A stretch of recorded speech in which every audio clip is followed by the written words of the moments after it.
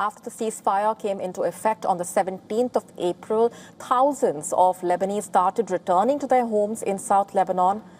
However, their hopes were dimmed as the IDF continues its attacks unabated. Lebanon is witnessing new killings almost every day and has alleged over 1,700 ceasefire violations by Israel until now. Earlier in the day itself, sounds of explosion rocked southern Lebanon. As per Lebanese state media, Israel struck multiple villages and towns via airstrikes and intermittent artillery shelling, resulting in the deaths of at least 4 people. 8 others were injured. Smoke was seen billowing from the region.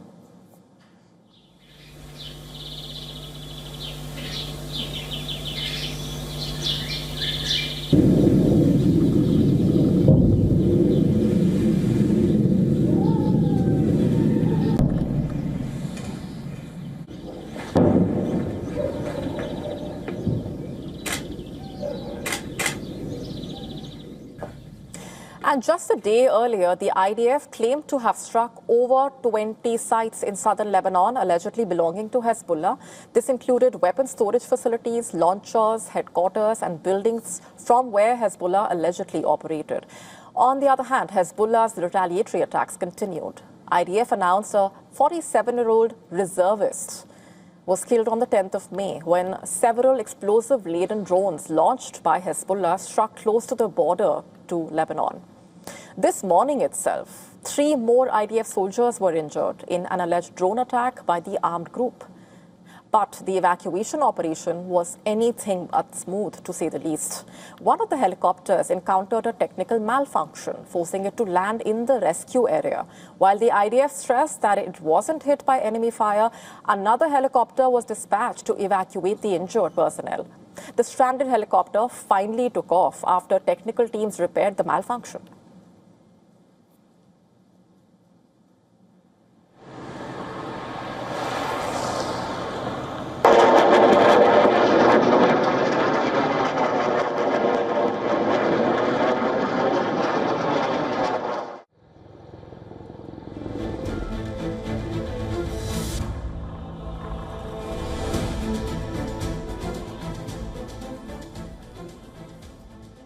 And in another development, Hezbollah released footage of its operation conducted on May 7 to 8.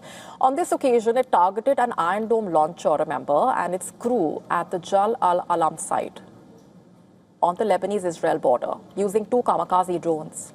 These first-person view drones have often managed to penetrate through Israel's air defenses as they are guided by fiber optic cables to evade electronic jamming. This comes even as the chairman of Rafale Advanced Defense Systems Limited asserted that Israel's Iron Dome has been nearly 99% effective against missiles fired by Hamas and Hezbollah fighters. Israel also accused Hezbollah of carrying out several drone attacks since morning. It also claimed to have intercepted a serious aerial threat from Lebanon heading towards Israeli territory. Amid all of this, the human cost of the war, of course, is growing. According to Lebanon's health ministry, 51 people, including 2 Hezbollah-linked paramedics, lost their lives on the 10th of May itself. Overall, a staggering 2,846 Lebanese have lost their lives. 8,693 others have been injured since the 2nd of March, when Israel started the war.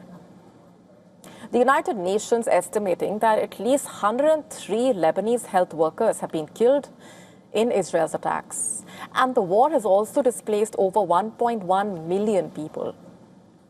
That's not all. Lebanon has put out data which signals that the ceasefire virtually exists only on paper. Its information minister also claimed 818 Israeli airstrikes. 641 artillery attacks, 270 demolition operations, 15 phosphorus shelling incidents allegedly have been documented from 17 April to May 8.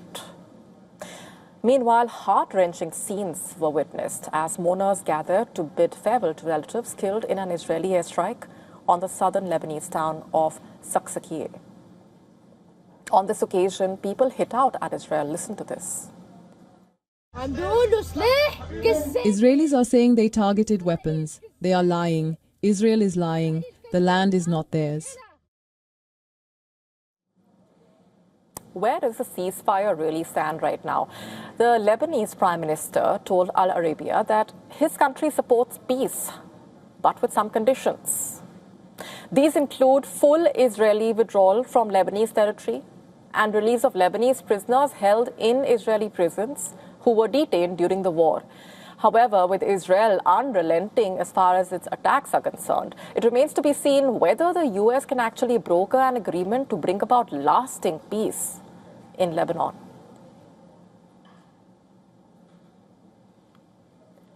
And for more on this, take a look at this report sent by our correspondent Gadi Francis from Beirut.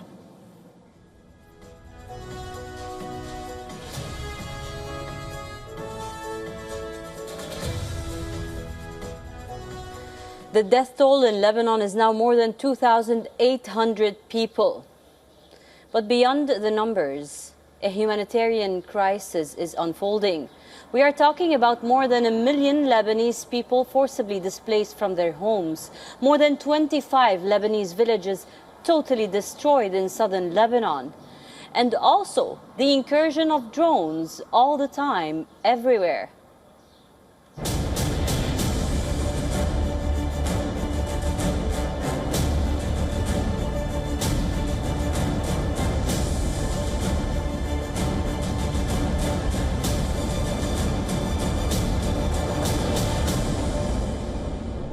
To stay up to speed with the latest news, download the WION app and subscribe to our YouTube channel.